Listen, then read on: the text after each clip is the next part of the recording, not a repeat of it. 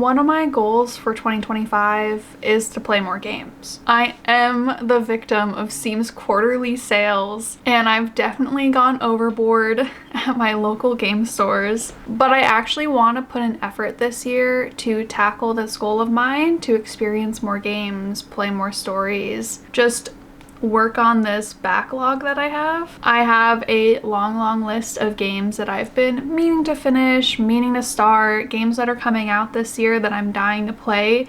And when I think of the scope of all of the games that I have a lot. I end up not playing any of them because I am just consumed by the endless amount of options that are out there for me. So to hold myself accountable for this goal of mine to play more games, I decided I wanted to do monthly video updates where I talk about all the games that I've played, and it kind of forces me to play games because I don't want to just give you a video that has no games in it. And I should get cracking on some of these games and some of these games for consoles that I've talked about on this channel. So instead of me using this channel just to talk about games that I've purchased or games that I want to buy, we're gonna actually use this channel to talk about games that I've played.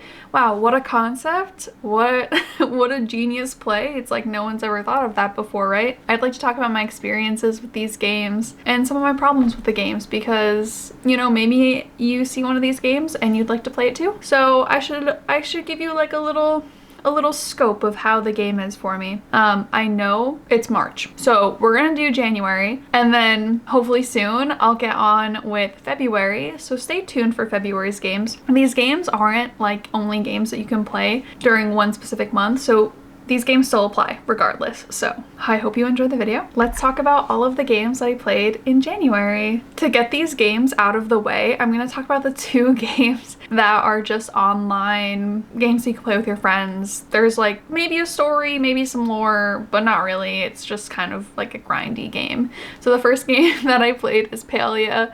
Palia is a cozy MMO where you get to basically do anything that you do in a normal MMO. There's gardening, there's fishing, mining, hunting, decorating, quests. There's an overarching storyline, there are characters to romance, and you can romance all of them at the same time. All of the romanceable ones, at least, at the same time, and they'll talk about it. I love drama.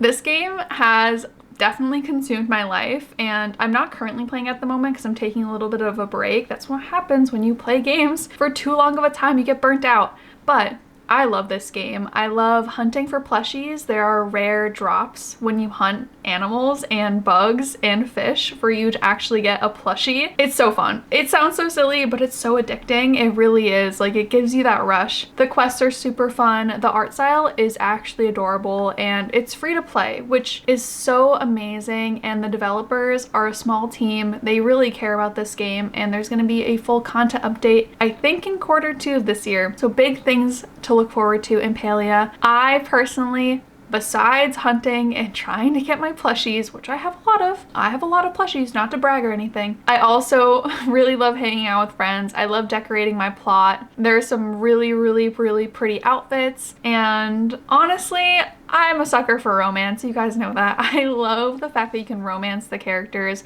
You can romance multiple at the same time. I think the animals, especially the Choppa, are super cute, and I love the pets that you can have. I'm excited to see what the game has to offer in the coming months when they do a larger update, hopefully soon. This game is still in early access, but despite its early access, it still has hours and hours and hours of gameplay for you and your friends, and I would highly recommend it. So go check out Palia if you haven't already. The second game that I played in January is a game that I play arguably too much. I play it a lot. I play a lot on stream, so if you want to check out my Twitch and check out me playing this game, the link will be down below. Go drop a follow if you want to see me live. Dead by Daylight. Need I say more? I play so much Dead by Daylight.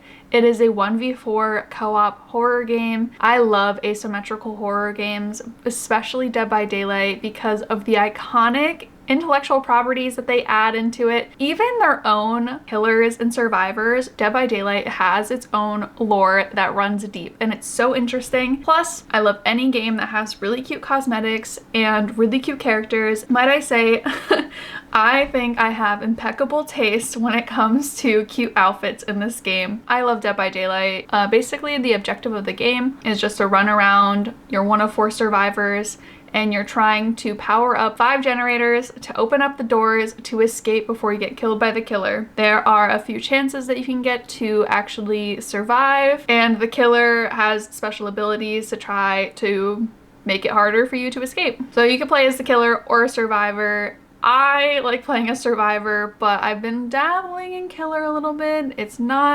stressful. It's stressful because I'm not very good at it. I just like playing with friends and wearing cute outfits in Dead by Daylight.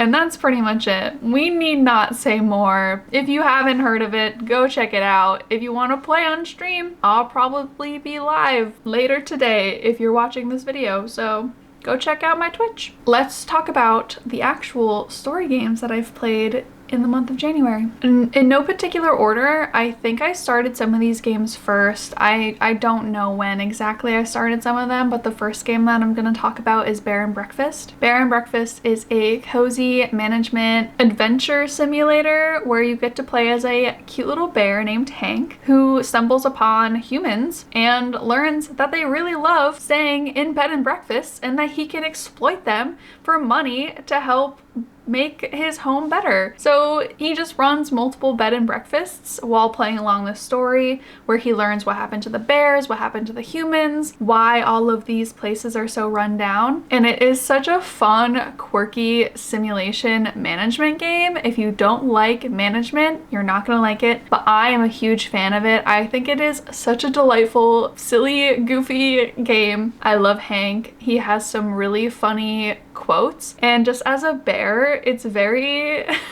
it's very quirky, it's very cute. You know, you put a cute animal in a game and I don't know, there's a target audience, and unfortunately that's me. I love decorating my little cozy bed and breakfasts. The management does get very grindy. That's why I say if you don't like management, steer clear. It's very, very grindy, especially late game. It's very grindy. I got 100% achievements, and that took me some time just because late game there are so many requirements and so many things to do where you're kind of just going around the map and collecting resources and then cooking and then making sure every place has enough resources. It becomes very, very repetitive when you're done with a lot of these quests and you're not really advancing anymore and you're just trying to finish the game, which is not super, super fun and interesting, but I still love the way they tackle the game. I think the art style is super cute and the team just really does care about their game, and I think they wanted to do a new content update, but I don't know if that's going to be happening in the future. And I do have a Hank plush. He's over here. I don't know if you can see him. I'll get him.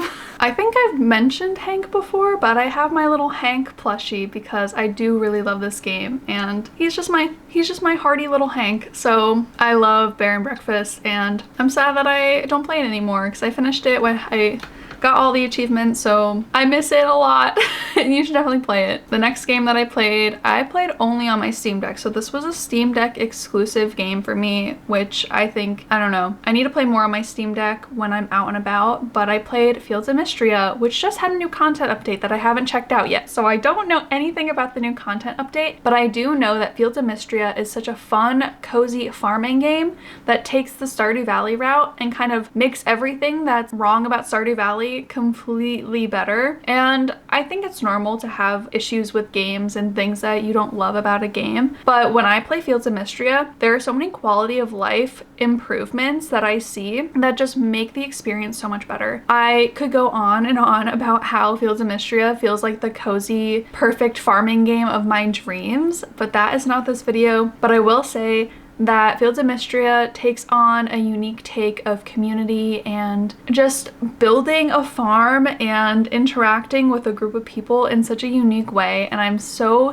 excited to play more. It's currently in early access, so I've kind of taken a step back from playing it because I don't want to rush it too much and finish all the story before the game actually releases. So I'm kind of holding back. It just had another content update, so I'm very tempted to go back into it and see how it is, but I'm kind of waiting until it fully releases releases, so we'll see. But Fields of Mistria has a cute little pixel art style, which I think makes it perfect to play on the Steam Deck. I love games that don't feel like I need to be too immersed in it, and I like playing that on my Steam Deck. So I feel like it's a great game to play if you're on the go or if you're traveling and you need something to play that isn't gonna like be too, doesn't require such a huge screen or hefty computer. So check out Fields of Mistria if you like farming, fishing, mining. They have really cute romanceable characters as well. And just everyone that you meet in this town is so kind, and it makes me excited to play the game and actually see what they have to say and read their dialogue. Sometimes I'm guilty of skipping dialogue. I'm sorry, I am. But Fields of Mistria makes you not want to skip any dialogue and gets you really involved in the community, which, I don't know, I really appreciate. The next game I played completely on stream, which is Alan Wake, and I actually finished Alan Wake. Well, I started it in January. I'm pretty sure I finished the main story in January, but I finished the DLC in February. So just as a disclaimer, I did partially play it in February, but I finished the main story in January, and Alan Wake was such a treat. I had never played it before, but I really want to get into the Remedyverse and play Control, Alan Wake 2, Quantum Break. There are so many games that Remedy has created that just feel like they really care about, and they do such a good job at world building and connecting these games together despite them being different stories. And I have such an appreciation for their approach to making these games come to life that I just needed to get into it. So I got Alan Wake. I've had it for a while. I actually started playing it, I think it has to be like 7 or 8 years ago. I first started it and I never picked it back up until just now, and it was so fun playing it on stream and reacting to it, and oh my gosh, wow. I cannot believe that they waited so long to make a sequel, and I'm so glad I played it while the sequel's out, because the ending is crazy, especially if you play the DLC at the end. You just go, I can't believe they didn't come out with a sequel right after. So I'm glad I get to play the sequel hopefully soon, but wow. Alan Wake is an amazing horror game. I would say it's more on the thriller adventure vibe than horror. Like, there are definitely times where I'm a little freaked out, a little nervous. Some of the places that you go and the atmosphere is just a little scary. I don't think there are a lot of jump scares that I'm thinking of, but I really liked it. I really loved it. I love that it wasn't a walking simulator and that it had you engaged. There were a couple parts that I was a little frustrated with, but I think I made it through. Granted, I played it on easy or story mode or whatever, so I had a fairly simple time playing it because I play these games for the story, and when I'm playing them on stream, I don't need the biggest challenge ever to get through it, so I did play it on easy. But I loved Alan Wake. It's all about Alan Wake, obviously, and he's a writer who goes with his wife on vacation, but she surprises him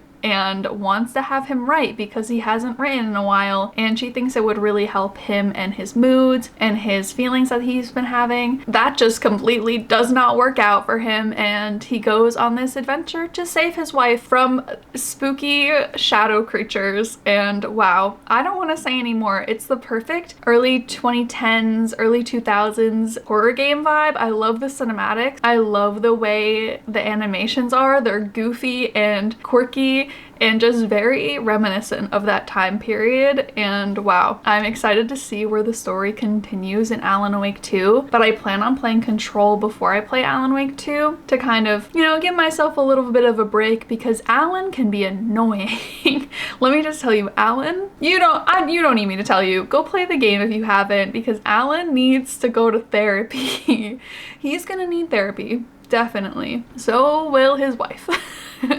But I played Alan Wake on stream. 10 out of 10 would recommend. What are my gripes with the game? Do I even have any? Not that I can think of. I had pretty good resource management, loved the flashbangs. Some of the ways that you can kind of get rid of the shadow creatures and stuff were so fun. Fireworks. There's this whole scene that includes lighting fireworks off a stage. Amazing.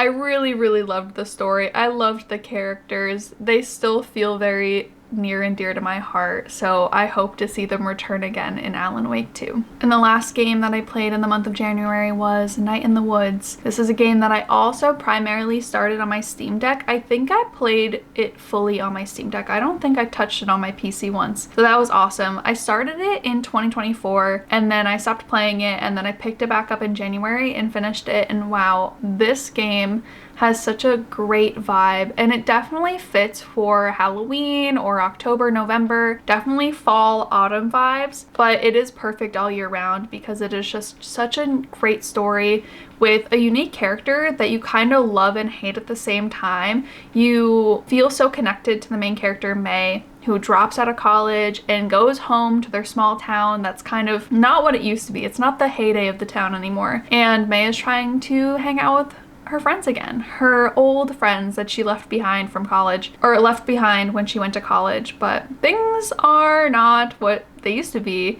and the town has changed. She's changed, everyone's changed, no one is like they used to be, and that's just what life is. So you feel like you understand May, but at the same time you don't understand May, and you kind of relate to all the characters at the same time in a weird way. Such a unique story. I loved the art. I don't know if I can say that enough. With all of these games, I love the art style. I'm a sucker for just like a unique take on art and gaming, so Night in the Woods was the perfect experience for me. It is an adventure game where it focuses on exploration, story, and character, and there are so many things and unique things that you can do. You basically go day by day, interacting with your friends, going on little adventures at night, and what do you know, things happen in the woods, and it kind of gets very eerie and very, very dark very quickly, where I was kind of scared. I was a little nervous sometimes, but overall, I wouldn't say it's a horror game. It's just definitely atmospheric and a little dark, and oddly sometimes it can be unsettling and just bring up very intense, deep topics that you weren't expecting to face in this game. I don't know. I like it when a game makes me think and question myself and question my relationship with the character and my relationship with people in my own life. And I feel like Night in the Woods did that perfectly, and I would love to replay it. There are some really fun mini games that you can do, and there are also 2 different endings in a way, and I would love to replay it and replay for the different ending that I didn't get on my first try. If you've played Night in the Woods, let me know what you thought of it and how it made you feel. How did the game make you feel? Let's talk about it like we're Alan Wake in therapy. But that's it. Those are the games that I played in January. Not a whole lot. Would love to play more in March. I'm trying to think, like, I don't even know what I played in February, but hopefully we'll start working on this backlog and getting more games done that I've been meaning to play, or games that I've started and haven't finished, because there are also a lot of those games too. But not every game needs to be finished. I think it's totally okay to start a game and then just not vibe with it and not finish it. But my goal is to try to actually finish some of these games that I've been meaning to play their sequels if I haven't yet, and just work on my goal of playing more games. I played 69 games in 2024 on Steam specifically, and I'd like to play more this year. But that's it. What games did you play in January? Or in February, since it's March already. So what games have you played recently? What games should I play? And have you played any of these games? Will you play any of these games? Let me know in the comments below. Leave a like if you liked the video. Subscribe if you'd like to see more gaming videos. And I'll catch you in the next one. Bye! Also, yes, if you watched the last video, I'm wearing the same shirt. I'm in the same place. I'm filming these back to back. So hey, check out my other video if you haven't already.